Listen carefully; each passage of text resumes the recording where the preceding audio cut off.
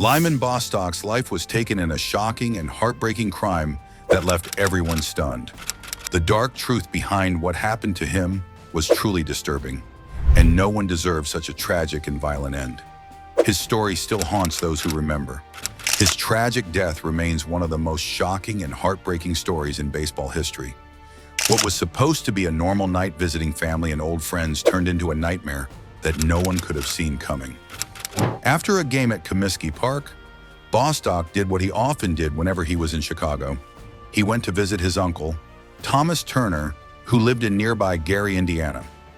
That evening, he had dinner at his uncle's house with family, laughing and catching up like usual.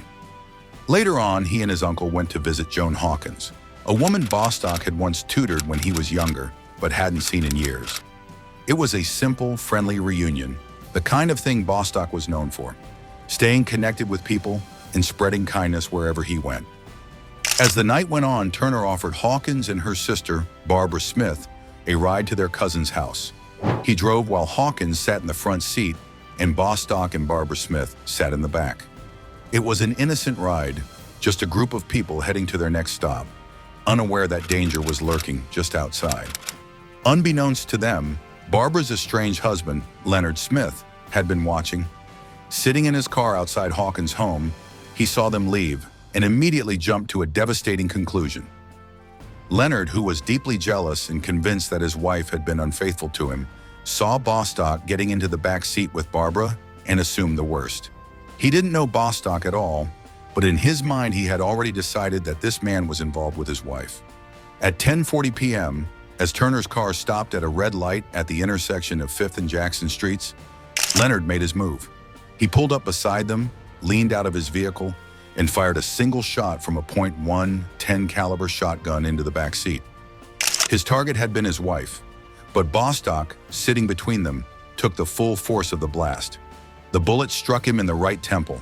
The promising young baseball star, just 27 years old, was rushed to a nearby hospital, but there was nothing doctors could do. 2 hours later, he was gone. Barbara Smith, who Leonard had intended to shoot, survived with minor pellet wounds to her face, but the damage had already been done. The baseball world had lost one of its brightest stars in an act of senseless violence that never should have happened. What happened next only made things worse. Leonard Smith was arrested and charged with murder, but his defense team argued that Barbara's supposed infidelity had driven him insane. The first trial ended with a hung jury. At the second trial, Smith was found not guilty by reason of insanity and was sent to Logansport State Hospital for treatment. It seemed like justice might finally be served, but shockingly, just 7 months later, doctors declared that Smith was no longer mentally ill. He was released back into the world, having spent a total of only 21 months in custody, including the time he spent in jail awaiting trial. A man who had brutally killed an innocent person walked free, while Bostock's loved ones were left to grieve an unbearable loss. The case caused so much outrage that Indiana changed its insanity laws. From that point on, even if a person was found insane at the time of a crime, they could still be held legally guilty and sent to prison once they were deemed mentally stable. But for Bostock, the change came too late. After his release, Leonard Smith quietly faded into the background. He moved into a senior citizen high-rise in Gary, Indiana, and never spoke publicly about the killing again. He lived out the rest of his days in silence, passing away in 2010 at the age of 64. But while Smith's name disappeared from public memory, Bostock's legacy only grew stronger. He was laid to rest in Inglewood Park Cemetery in California, but the impact he had on those around him never faded.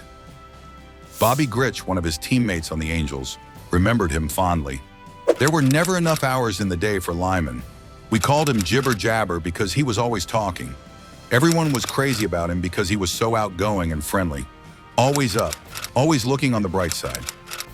Rod Carew, who had played alongside Bostock with the Minnesota Twins, recalled how their last conversation had been about baseball, about Bostock's struggles at the plate, and his determination to improve. Even in the middle of a tough season, Bostock was still reaching out to others for advice, trying to be the best version of himself.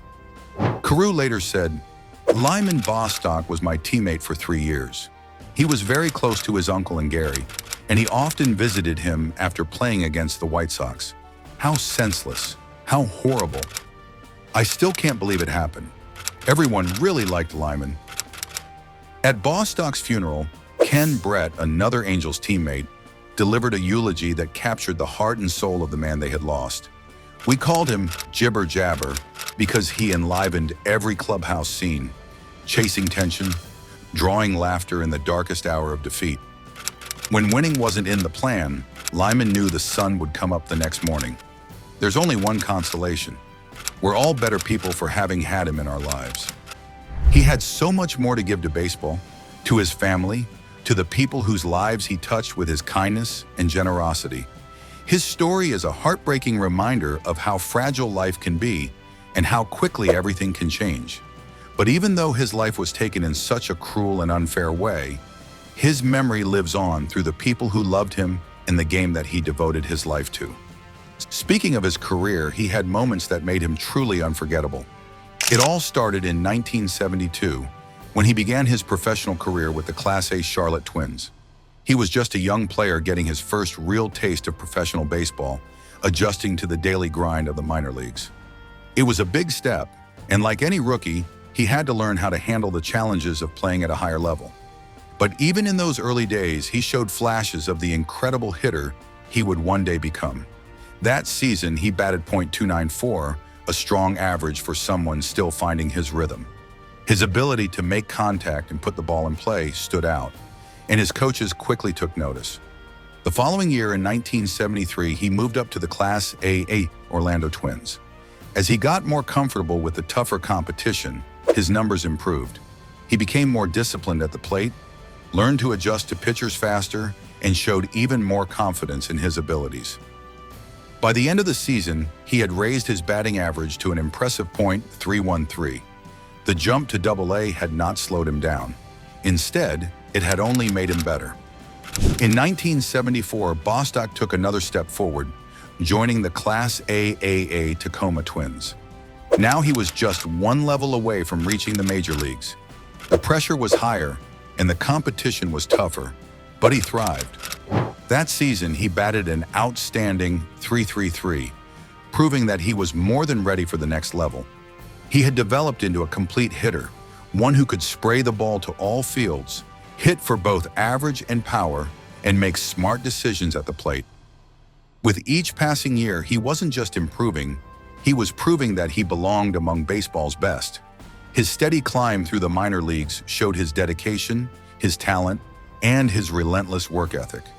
It was only a matter of time before he would get his shot in the majors, and when that day came, he would be ready.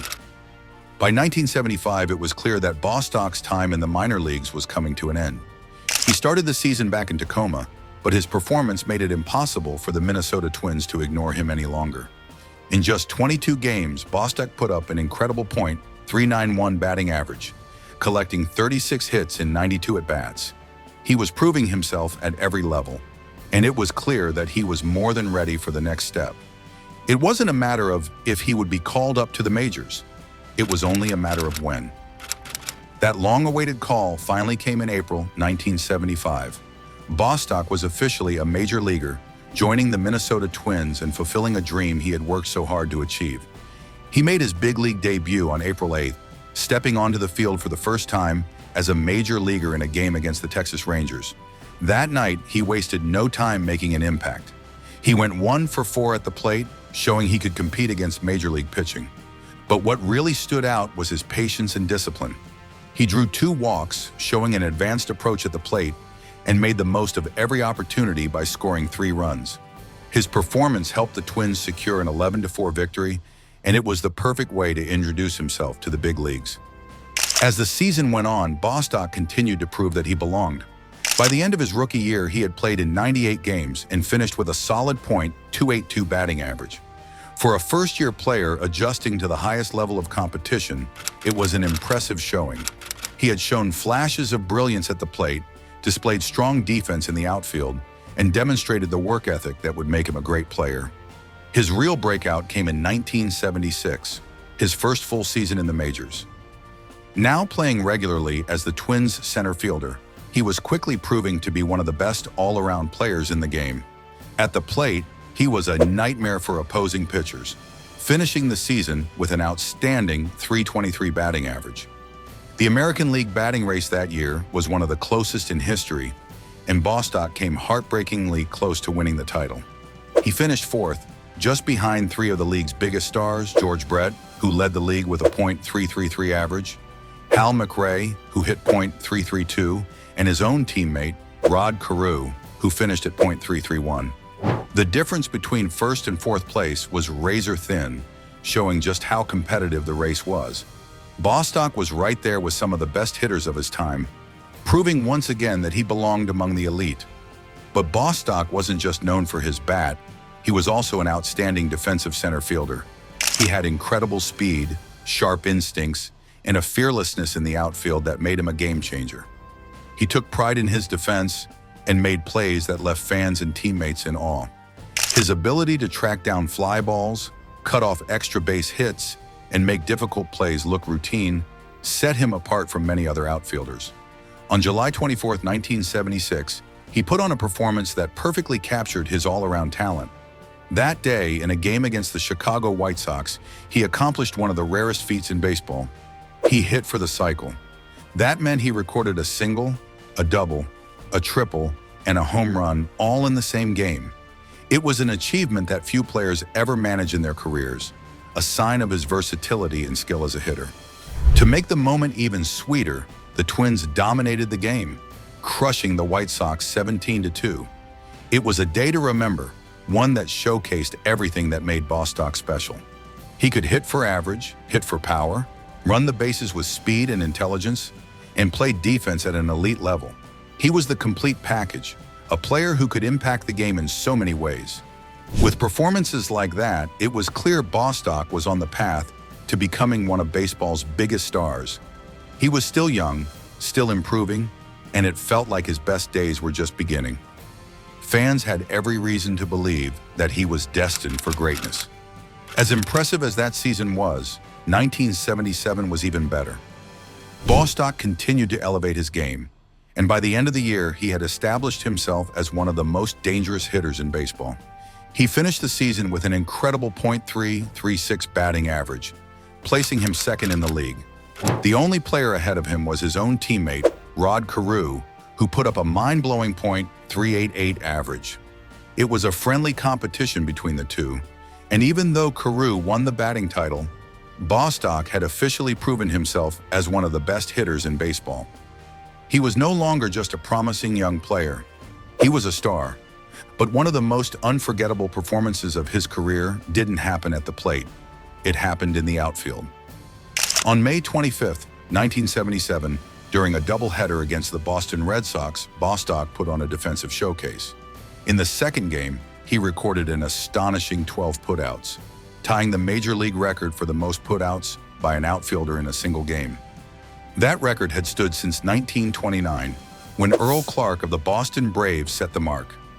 Nearly 50 years had passed, and no one had been able to match it, until Bostock did.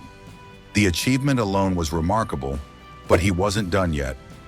Over the course of both games that day, he recorded a total of 17 putouts, setting a brand new American League record. It was a defensive performance for the ages, one that showcased his incredible athleticism and instincts in the outfield. Bostock was playing at an elite level in every aspect of the game. He could hit, he could run, and he could play outstanding defense. He had quickly become one of the most exciting and well-rounded players in baseball.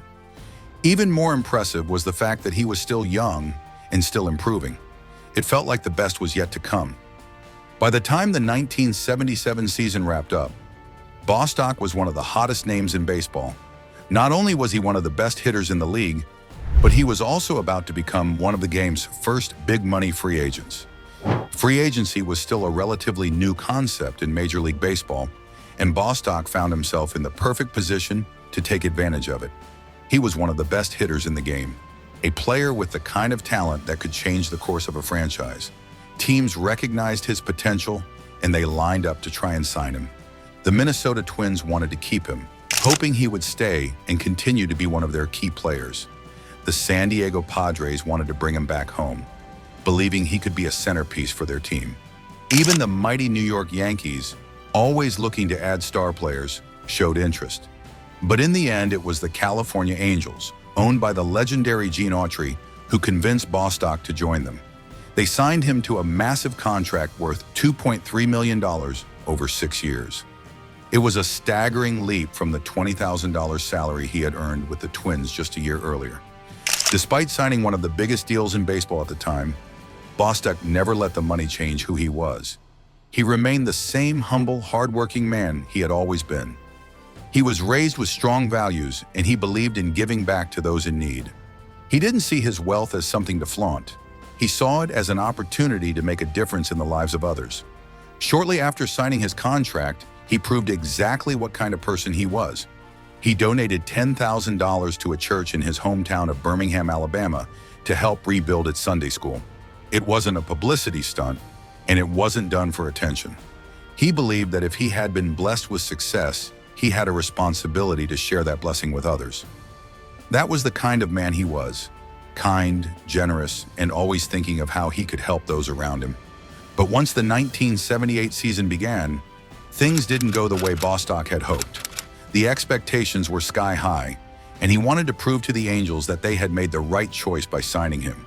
But baseball can be a cruel game, and for whatever reason, Bostock started the season in an awful slump. Through the entire month of April, he just couldn't find his swing. No matter how hard he worked, no matter how much extra time he put in, the hits just weren't coming. He spent hours in the batting cage studying his swing, trying to fix whatever was wrong, but nothing seemed to change. By the end of the month, his batting average had dropped to a miserable point, .150. For a player who had finished second in the league in hitting the year before, it was almost unthinkable. Most players would have been frustrated. Some might have made excuses, blaming bad luck or tough pitching. Others might have just shrugged it off, saying, "That's baseball." Slumps happen, but Bostock wasn't like most players. He held himself to a higher standard. He was so upset about his poor performance that he went to the Angels front office and tried to give back his salary for the month. In his mind, he hadn't earned it, so he didn't deserve to keep it. Angels general manager Buzzy Bavasi later recalled the moment. "He came into my office and told me he was reluctant to take his salary," Bavasi said. "He told me, 'I'm not doing my job.' But I told him, 'I won't let you do that.' And he says, 'Why not?' So I told him, 'What if you hit 600 next month? You're sure as hell not getting any more money out of me.'"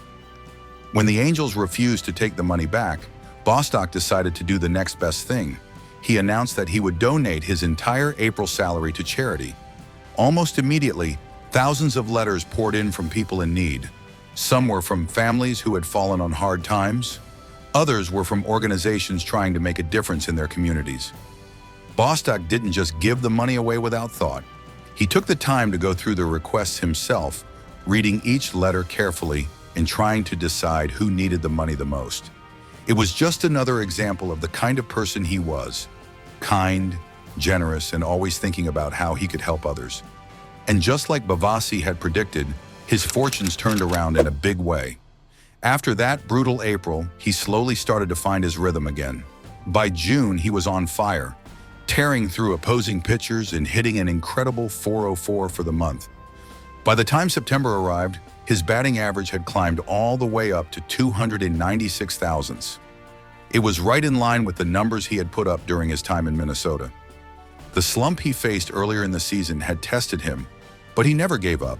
He kept working, kept believing, and in the end, he proved once again that he was one of the best hitters in baseball. As the season neared its end, Bostock was leading the Angels in batting and finally looking like the player everyone had expected him to be. His hard work was paying off, and he was finishing the year strong. There was no doubt that he had overcome his struggles and was back on track for a great career. With just 1 week left in the season, he took the field for what would tragically be his final game. It was a Saturday afternoon matchup against the Chicago White Sox, another chance for him to show his talent. That day, he went 2 for 4 at the plate, drew a walk, and raised his batting average to .296. It was a solid performance, another step forward in a career that should have lasted for many more years. His career was short, but it was remarkable. In just 4 seasons, he had established himself as one of the most talented hitters in the game. He finished his career with a batting average of .311, an impressive .365 on-base percentage, and nearly as many walks as strikeouts, 171 walks to 174 strikeouts. That balance was a sign of an incredibly disciplined hitter. Over just 526 games, he hit 23 home runs, 102 doubles, and 30 triples, while driving in 250 runs. He also stole 45 bases and played outstanding defense. With a .988 fielding percentage, he covered all 3 outfield positions, though he spent most of his time in center field. For baseball fans, it was heartbreaking to think about what could have been. Bostock was only 27 years old, right in the prime of his career, and he was still improving. He had the talent, the work ethic, and the determination of a player who could have become one of the all-time greats. But more than that, he was simply a good person. He cared deeply about his teammates, his community, and the people around him. Nobody could have imagined that his life would be taken in such a senseless way. Just hours after playing one of his best games of the season, he was gone. He had worked so hard and overcome so much, and he was finally back to playing at an elite level. He should have had years, maybe even decades, left to do what he loved. But fate had other plans. His loss was more than just a tragedy for baseball. It was a tragedy for everyone who knew him, everyone who admired him, and everyone who saw in him a shining example of what an athlete and a person should be. That's a wrap for today's video. If you had a great time watching, be sure to like and subscribe so you never miss an update. Thanks for watching, and we'll see you in the next one.